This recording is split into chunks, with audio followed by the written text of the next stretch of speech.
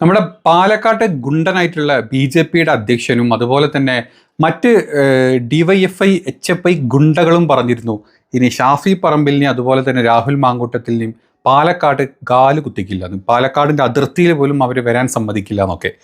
ഈ പറഞ്ഞു കേട്ടപ്പോൾ ഞങ്ങൾ വിചാരിച്ചു ഗുണ്ടൻ അവിടെ പോയിട്ട് ഭയങ്കരമായിട്ട് ഗുണ്ടാ പ്രവർത്തികൾ ചെയ്യും, അതല്ലെങ്കിൽ നമ്മുടെ ഡിഫി എന്ന് പറഞ്ഞാൽ DYFIനെ ഷോർട്ട് ചെയ്ത് പറഞ്ഞാൽ ഡിഫിക്കൽസ് എന്ന്, അതായത് ഒരു വിവരം ബോധവും ഒരു തേങ്ങയില്ല. എന്തിനോ ആരോ പറയിപ്പിക്കാൻ വേണ്ടിയിട്ട് ഈ പിണറായിക്ക് ഗുണ്ടാവണി നടത്തുന്ന കുറേ വെട്ടാവളിയന്മാരും അതിൻ്റെ കൂടെ തന്നെ മറ്റ് ഈ കമ്മ്യൂണിസ്റ്റ് പാർട്ടിയുടെ മറ്റ് ഗുണ്ടകളും ഇന്ന് എന്തോ ചെയ്യുന്നൊക്കെ ഞാനിങ്ങനെ വിചാരിച്ചിരുന്നു. ഇന്ന് ഷാഫി പാലക്കാട് പോയി, പാലക്കാട് ഒരു കല്യാണത്തിനാണ് ചെന്നത്.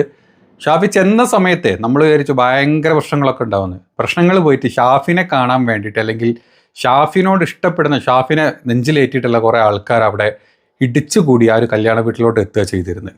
ഒരു ആൾക്കും ഒരു പരാതിയുമില്ല, ഒരു ഗുണ്ടന്മാരോടെ വന്നിട്ടില്ല, ഒരു എന്താ പറയുക DYFI ഗുണ്ടകളോടെ വന്നിട്ടില്ല, ആർക്കും വരണ്ട. വന്നു കഴിഞ്ഞാൽ ഇപ്പുറത്തുനിന്ന് നാട്ടുകാർ കൂടി തല്ലും എന്നുള്ള പൂർണ്ണ ഉറപ്പുള്ളത് കൊണ്ട് അങ്ങോട്ടാരും പോയിട്ടില്ല.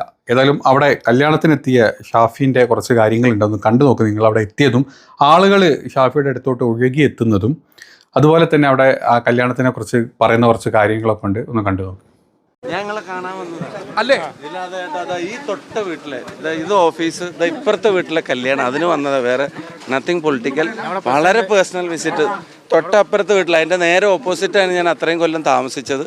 അവിടുത്തെ ചോക്കലിംഗണ്ണൻ്റെയും മീരാൻ്റെയും മോൻ്റെ കല്യാണമാണ് അറിയാവുന്നത്. അപ്പം അത്രേ ഉള്ളു. കല്യാണത്തിന് മാത്രം വന്നത്, വേറെ ഒന്നുമില്ല. കല്യാണം മാത്രം, കല്യാണത്തിന് പൊളിറ്റിക്സ് ഇല്ലല്ലോ. രണ്ട് കാര്യമാണ്.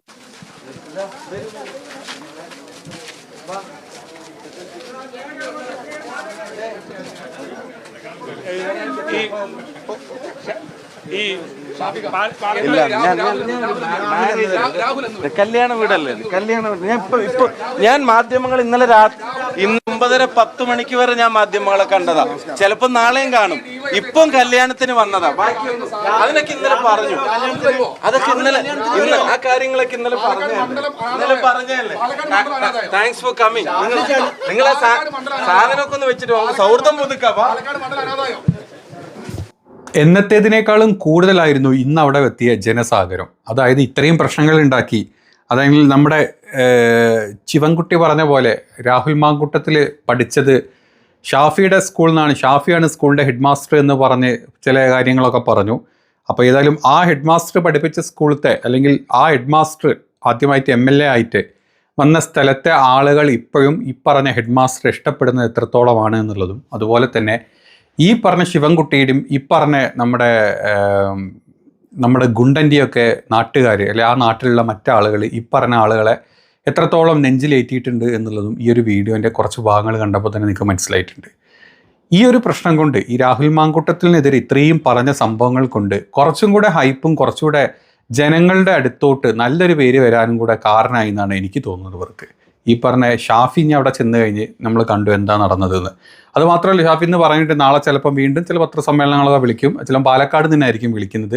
അതെല്ലാം കൂടെ ഈ പറഞ്ഞ വിവരം കെട്ട ജാതികളുടെ അണ്ണാക്കിലേക്ക് അടിച്ചു കൊടുത്ത പോലത്തെ ഒരു ഡയലോഗ് മാത്രമേ ഒരാൾ എതിർത്തൊരു മുദ്രാവാക്യം വിളിക്കാനോ, ജസ്റ്റ് ഒന്ന് വെറുതെങ്കിലും ആ പേപ്പറിൻ്റെ മുമ്പിൽ വന്നിട്ടൊരു മുദ്രാവാക്യം വിളിക്കാനോ ഒരൊറ്റൊരുത്തനോട് ധൈര്യപ്പെട്ടില്ല എന്നുള്ളതാണ് എൻ്റെ സത്യാവസ്ഥ. അപ്പോൾ നിങ്ങളൊന്ന് ആലോചിച്ച് നോക്കി, ഇതേ അവസ്ഥ തന്നെ ഇപ്പം കഴിഞ്ഞ 2-3 ദിവസങ്ങളായിട്ട് പല പത്രങ്ങളിലും പല മാധ്യമങ്ങളിലും ഒരു സർവേ നടത്തുന്നുണ്ട് പല ആളുകളും. അതായത് ഇനി രാഹുൽ മാങ്കൂട്ടത്തിൽ അങ്ങോട്ട് വന്നു കഴിഞ്ഞാൽ എന്തായിരിക്കും, ഷാഫി അങ്ങോട്ട് വന്നു കഴിഞ്ഞാൽ എന്തായിരിക്കും. ഇപ്പോഴും അവിടുത്തെ 60-70% ആൾക്കാർ, അതായത് അവിടുത്തെ വോട്ടിങ് നോക്കിയാൽ നമുക്കറിയാം എത്രത്തോളം വോട്ടാണ് രാഹുലിന് കിട്ടിയത് എന്നുള്ളത്. അത്രയും ശതമാനത്തിൻ്റെ മേലാളുകൾ ഇപ്പോഴും ഇവരങ്ങോട്ട് വന്നു കഴിഞ്ഞാൽ ഇവരെ നെഞ്ചിലേറ്റാൻ, അല്ലെങ്കിൽ ഇവരവിടെ സ്വീകരിക്കാൻ റെഡിയായിട്ട് തന്നെ നിൽക്കുന്നത്.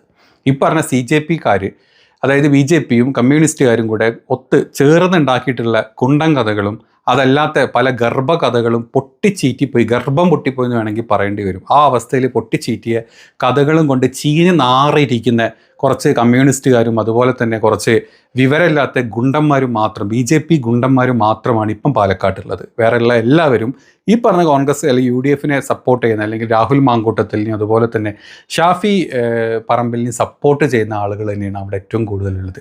ഇതൊക്കെ കണ്ട് നെഞ്ചുപൊട്ടി കരഞ്ഞിരുന്നോ എൻ്റെ പൊന്നു അന്തം കമ്മികളെ, അന്തം സംഖ്യകളെ എന്ന് മാത്രമേ ഇക്കാര്യത്തിൽ പറയാനുള്ളൂ.